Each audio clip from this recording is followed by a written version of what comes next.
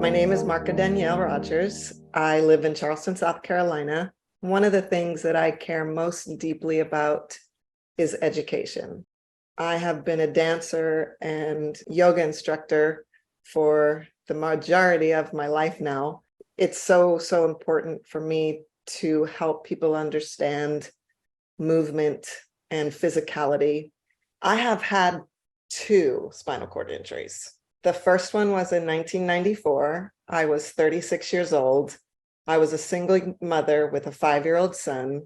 I was working as a firefighter and medic with our local EMS service. And I had an accident at work. A stretcher broke, dropped, and gave me the equivalent of a whiplash injury from C4 to C6. I never used a wheelchair after that accident, which nobody could believe.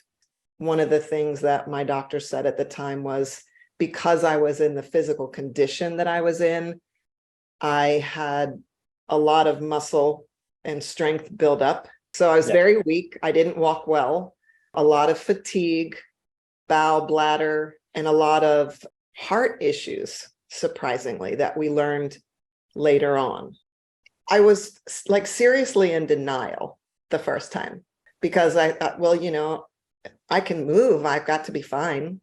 So I was working part-time to counterbalance what I was able to make with disability.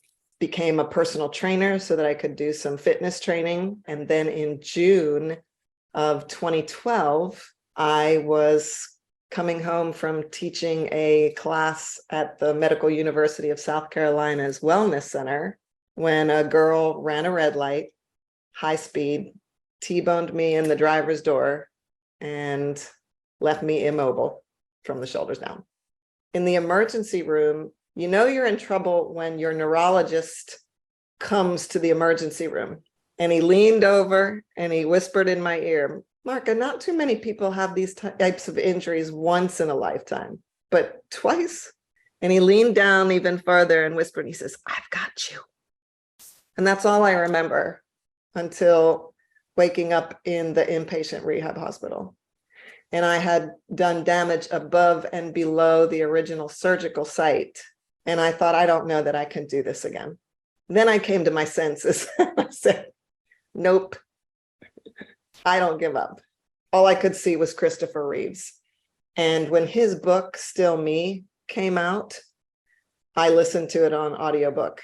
And during those first days in rehab, lying in the bed, I kept trying to remember what I had heard and say, okay, you're still you can still do stuff, but you're going to need help for the rest of your life. This is it.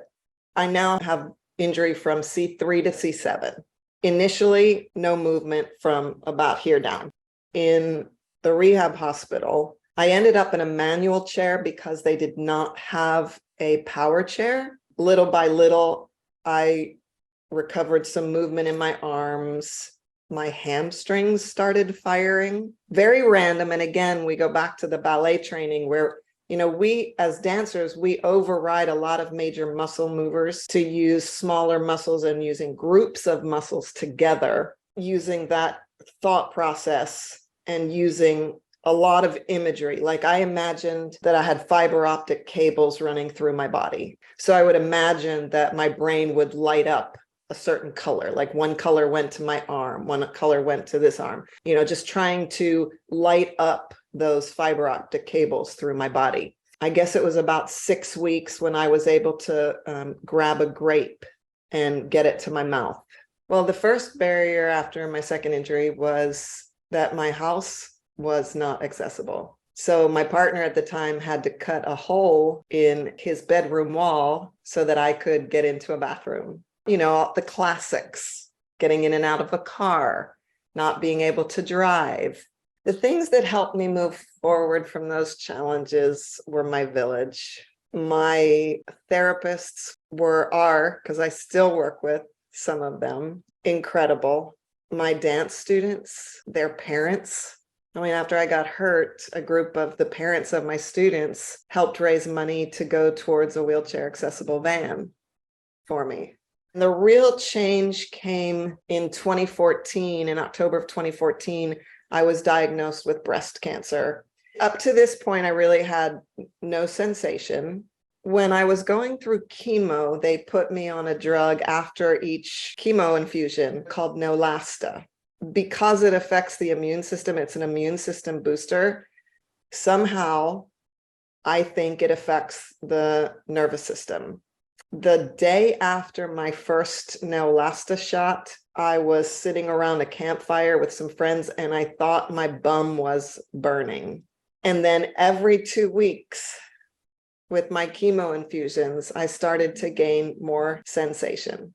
And it was significantly quickly enough that I was convinced that it had to have something to do with the Neulasta.